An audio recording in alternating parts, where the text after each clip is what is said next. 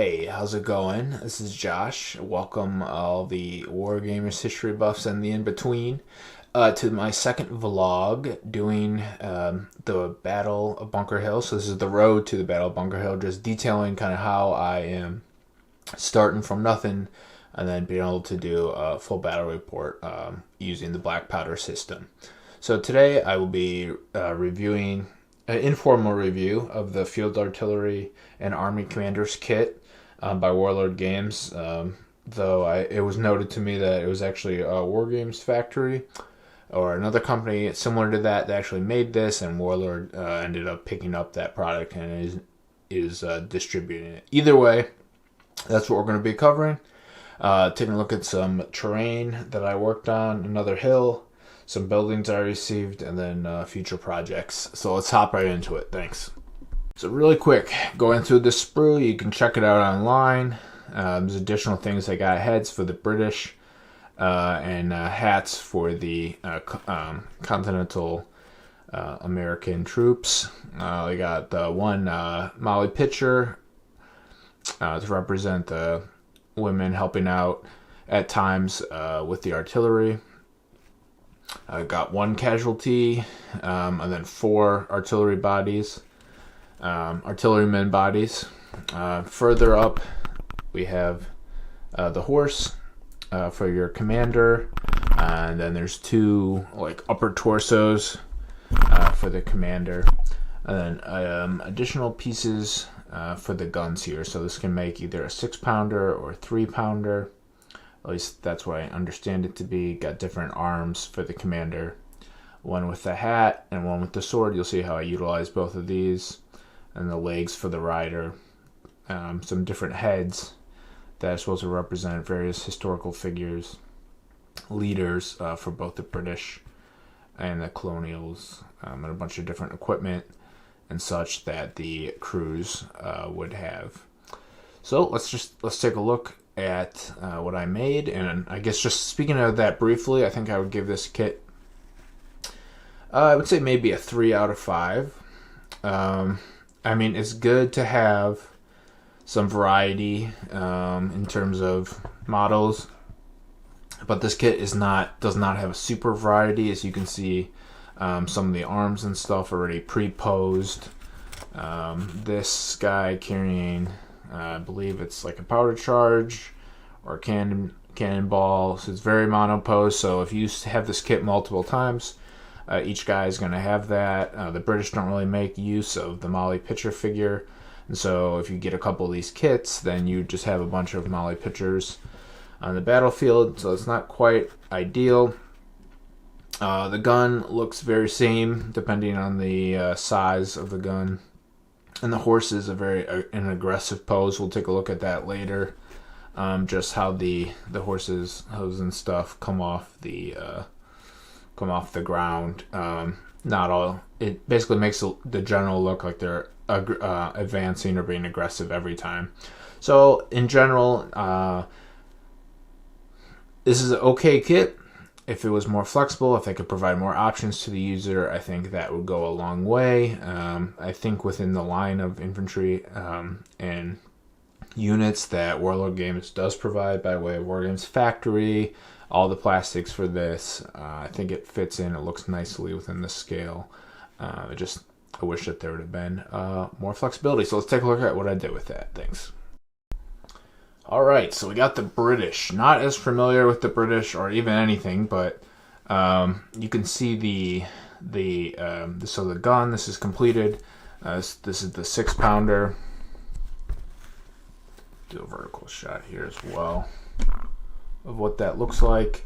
So it is a little bit larger than the 3-pounder that comes with it in terms of the barrel size.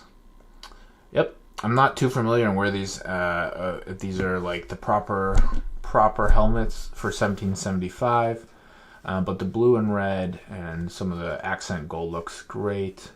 As you can see, the artillery crew is holding the various different artillery pieces and equipment that would generally be used. So I'm quite happy with that. I added a barrel in the back just to liven the scene up a bit. So overall, yeah, I mean, I think it's gonna look great. Let's take a look at what I did for the Colonials. All right, for the Colonials, I wanted to do something a little bit different. So not necessarily for the Battle of Bunker Hill, not that it was historically documented or anything, but I did want to include the Molly Pitcher figure,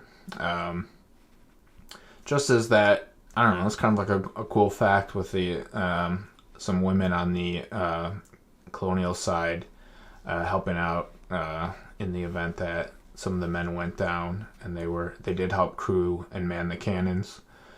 So just for a general history sake, so in future games and such, I think that's just a cool nod. And the kid had it, so why not?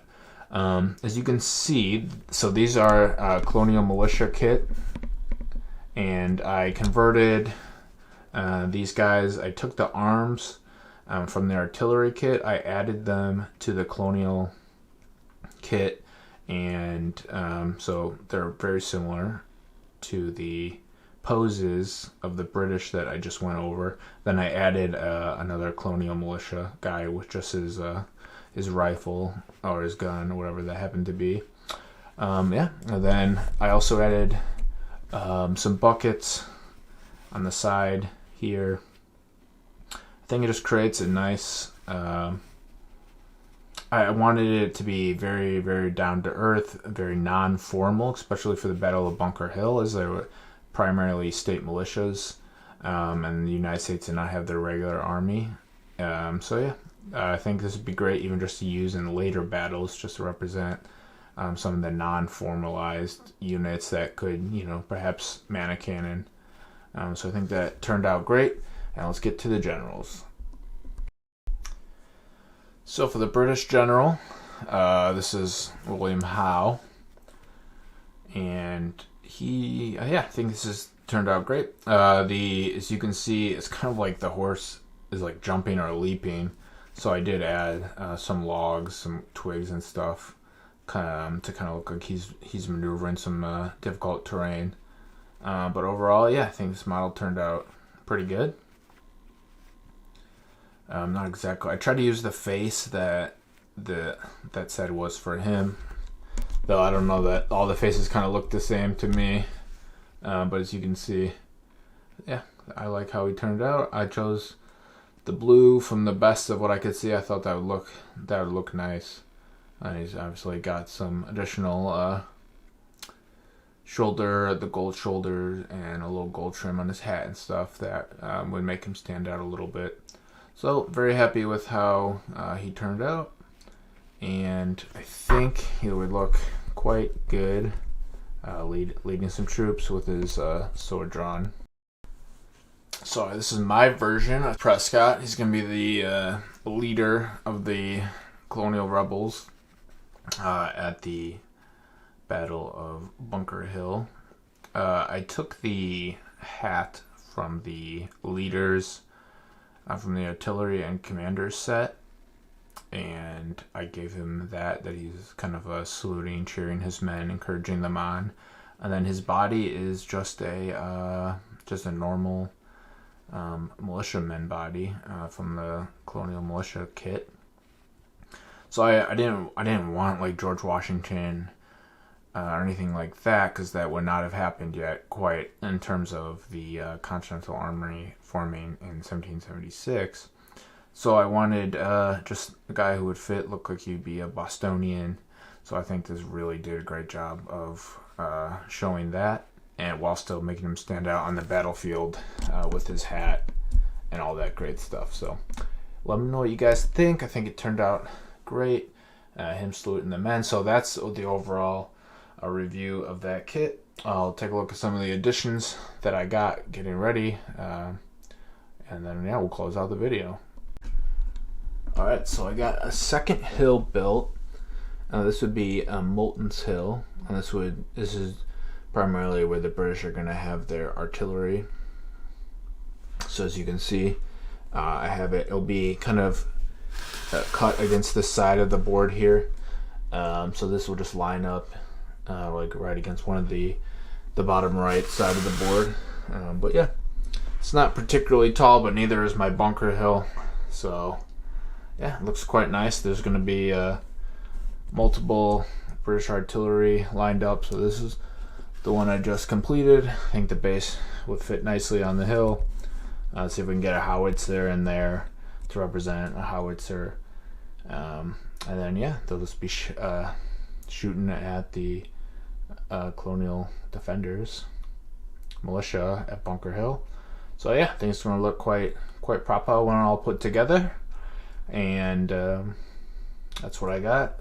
I guess the next particular item, though this isn't quite time period appropriate. This is a, let's see if I can get a diagram here. This is Perry Miniatures, though I think that this is Perry Miniatures through Renadra. I think it's Renadra. I don't know. I'm not from UK there, but yep. So this is a little out of date in terms of, because you can see 1800s, but that's okay. I wanted a. It's gonna end up being a rum bar. So I lose this. So yeah, storefront might be a little outdated for Charleston, Boston time, 1775. But basically, I'm going to turn this into a like rum house / bar. So I haven't painted it, but I got it built up and stuff. So there's going to be some fun themes, a little ahistoric that's going to be built into this battle. So that is one of those. As we can see there, we'll be cheering on the barrels of rum that come in. This I have not built whatsoever, but also from Renadra, and this is just an American church, so I think that'll fit perfect in Charlestown, where we'll have some skirmishers, militia defending the town. So we'll have the church, we'll have the bar, and I'll probably get another farm or another house just to represent a small city there. And yep, let's see what else. Excuse me. The only other things, I was working on my little kit bash of the Grenadiers. So I'm just trying to use the leftovers that I had of the Perry's infantry and the Warlord heads. So the Warlord heads comes with Grenadier heads, and these are some Perry bodies. So there'll probably be a little mix of both bodies. I think I can get it to work, but it's my idea of some officers. So they'll be next up, or sometime in the future here, we'll get the large battalion of Grenadiers painted, and then Howe's command, his brigade, I guess, that he'll be leading just in terms of black powder rolls be all completed, and we'll get going and move on with the project. So thanks for sticking. I'm rambling a little bit, but it's all good. We'll see you on the next one. Thanks for watching.